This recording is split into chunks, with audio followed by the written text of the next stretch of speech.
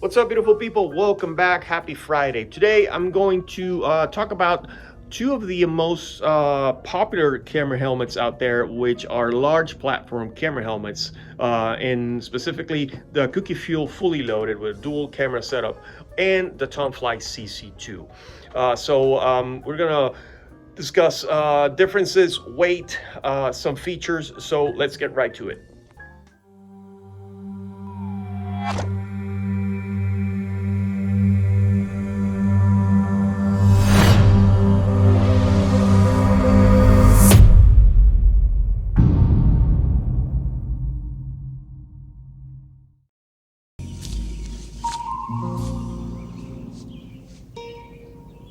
What the f? What's up, beautiful people? Happy Friday and welcome back to another episode of ChutingStar TV. Today, something a little bit different. We've had questions. I've had a lot of people ask me differences in between these two helmets, TonFly CC2 or Camera Converter 2 and the Cookie Fuel fully loaded with a dual camera setup. So let's do like a side-by-side comparison, measurements, and even weight of these two camera platforms, and let's see what we got. So let's start with the weight. In a camera helmet, the weight is really important because you want a helmet or a platform, in this case, that is actually light, that when you start putting your gear or your cameras, whatever setup you're running on top of the helmet, you don't have the weight of the helmet plus the weight of whatever you're mounting on it. If you're mounting a large camera, which will add a few pounds to your neck stress at the end of the day, you want to have a light helmet. But both helmets are similar in weight. So the CC2 is about 2 pounds 2 ounces, and the Fuel is 2 pounds 1 ounce. So they're both around 2 pounds full. The Fuel fully loaded, obviously without the dual top plate, is going to be a lighter helmet, and without the cutaway chin cup. So both helmets are around the same weight. For those in Europe and South America, it's 916 grams. It's almost a kilo for either option. All right, let's start front to back with the CC2, the cutaway system. The cutaway system and the chin cup. This is one of my favorites personally, because when you have the helmet on, you can actually see that cutaway handle right in front of you. So it's easy to grab and pull and activate to release the helmet from your head if you have an entanglement. It's also easy to know how or where the cable goes through, so when you put the helmet on or take it off, at least do it from one side, since this side always has to be cinched down.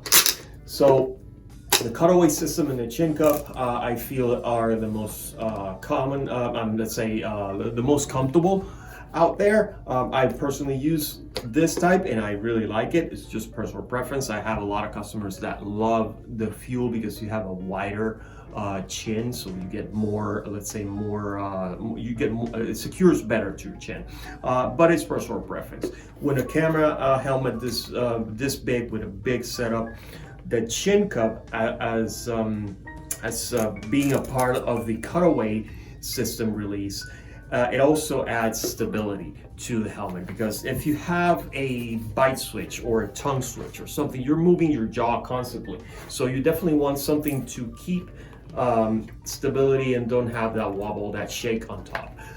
So chin cups, you can see the comparison between the two.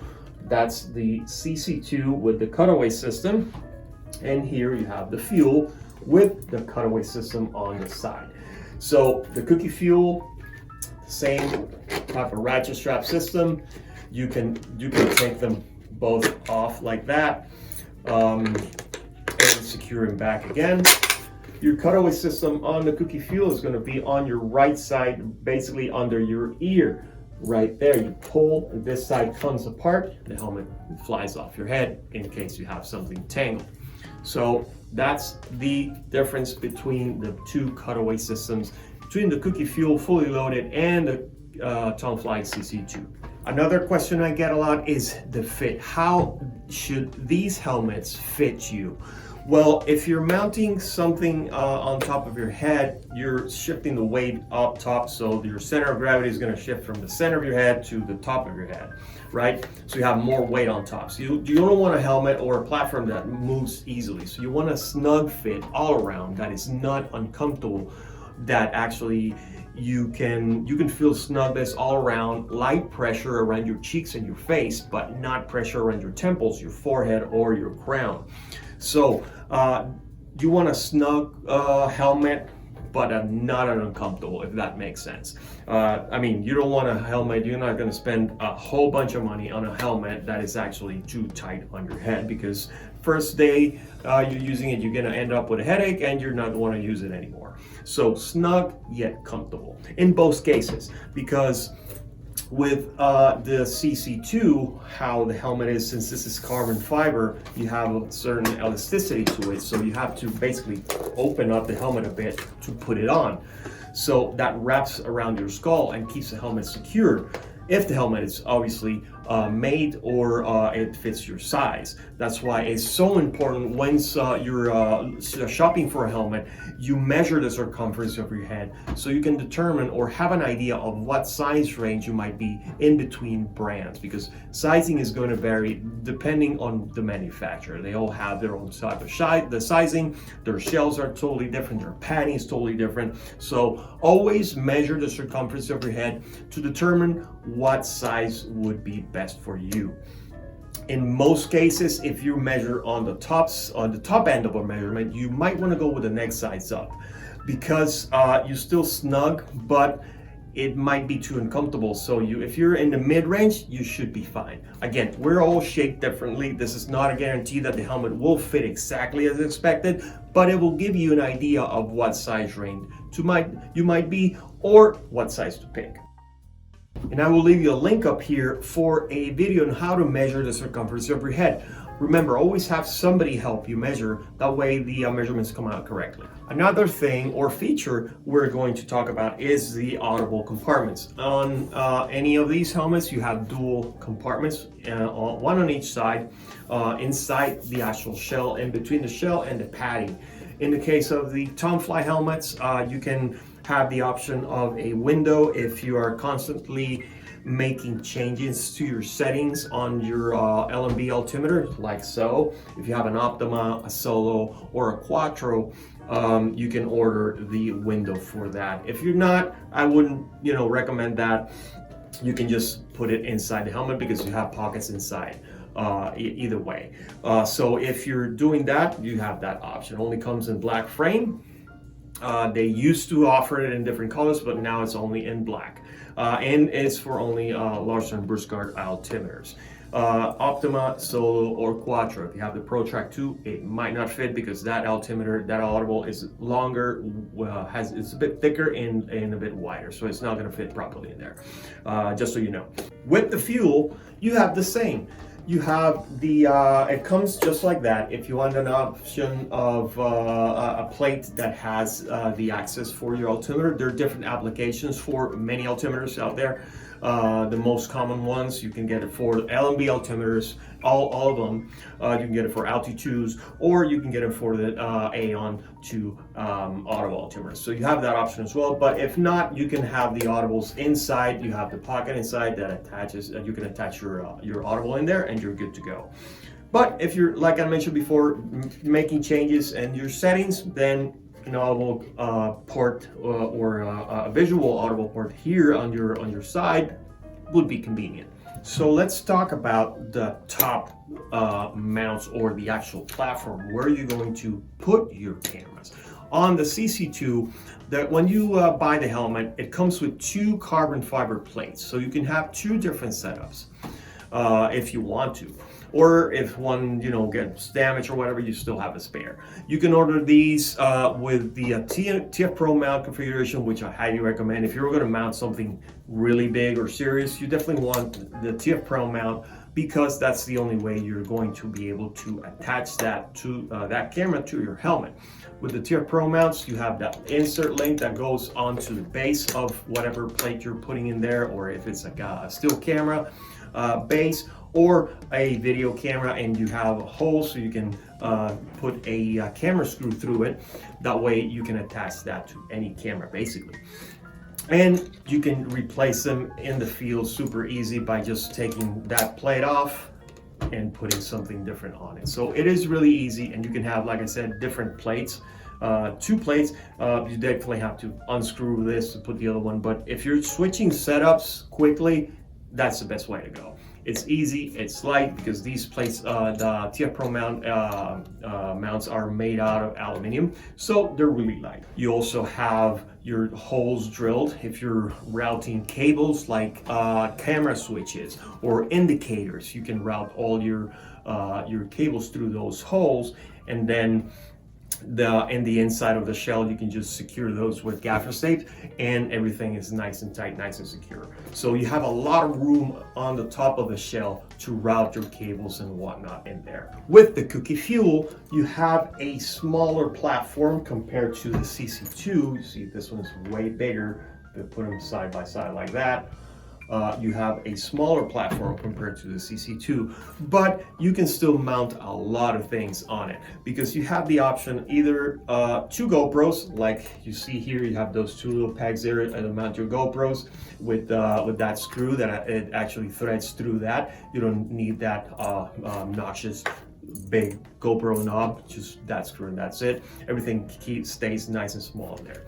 Then you have the options of mounting a camera, a still camera, a DSLR or mirrorless camera, or a large video camera, with the combination of the liquid flat lock, which attaches straight to that. So all these holes are threaded for those specific screws for the liquid flat lock, which comes with all the hardware you need to mount it to that.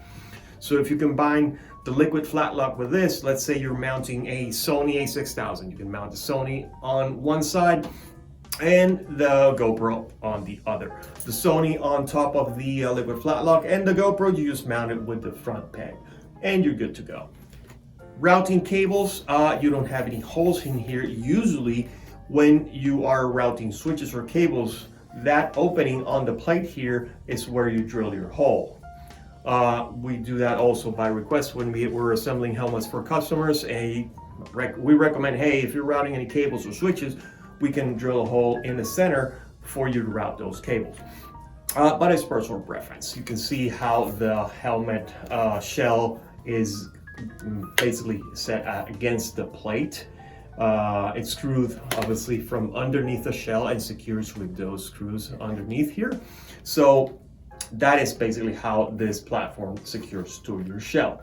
So you have a lot of range to put also big cameras on the fuel. And although it's a small platform compared to the CC2, you still have enough room and accessories to mount different cameras. And here's a couple examples of how the fuel combinations would look if you mount different cameras, or if you're putting a ring sight, which I've talked about ring sights in the past also. But here's a few examples so you can check them out.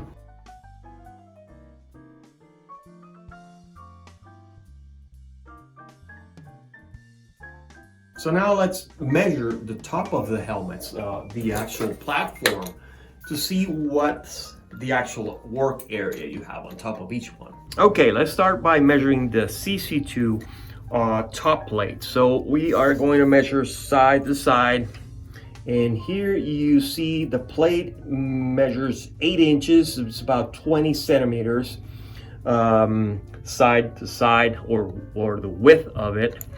And front to back, including the shell of the helmet, you are looking at about 6.5 inches or 17 centimeters in length.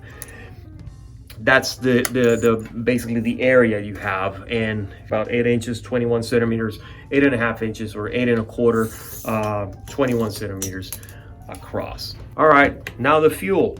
We're gonna measure it at the widest part.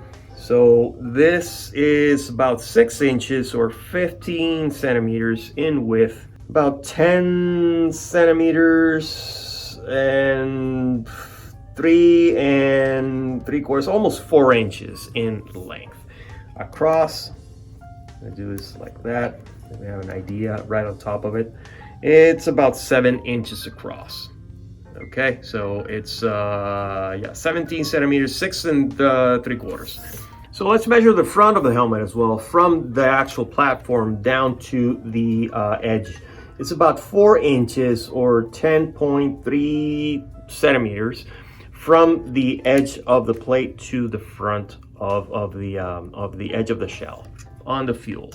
On the CC2, I know a lot of people mount either the ringside mount here or a GoPro or a dual GoPro setup on front to have a backup, which I've seen a lot of combinations with larger cameras here and then to get backup GoPros. So from the top of the plate to the forehead, you're looking about almost 3.5 inches. About 8.5 centimeters. There you have them side by side. They're both really great options if you're mounting larger cameras or you're combining different cameras, mirrorless cameras with a large video or large format video cameras along with a backup GoPro and ringside and all the bells and whistles. These two options are great if you're thinking of doing professional camera flying. So if you're looking to buy any of these options for camera helmets or serious camera helmets, I'll leave the links down below where you can find them, configure them, and order them. We have options like ordering the cookie fuel directly from the factory fully loaded, or you can piece it out. Obviously it's going to take a little bit longer, but if we have the size and the color you want in stock and we have all the accessories, we can actually put it together for you and ship it to you ready to use. Just have to add the helmet assembly option once you get to a checkout process, or add it to your cart basically like any other item, and we'll make sure we get that assembled and sent to you ready to use. With the TonFly, you can order it custom or you can order stock. We stock some CC2 helmets, which are the bare bones basics. It only comes with the cutaway chin cup and obviously the 2 carbon fiber plates, but you will have to add the TF Pro mounts, which we can install here as well. We can assemble those, or you can order it custom with your colors, whatever design and whatnot. So I'll leave links in the description where you can find all that information. But if you have any questions, feel free to shoot us an email to gear@shootingstar.com or give us a call Monday to Friday, 9 to 5. If you like this video, please hit the like button, subscribe, and hit the bell to get our latest notifications. Thank you for watching, and I'll see you in the next one.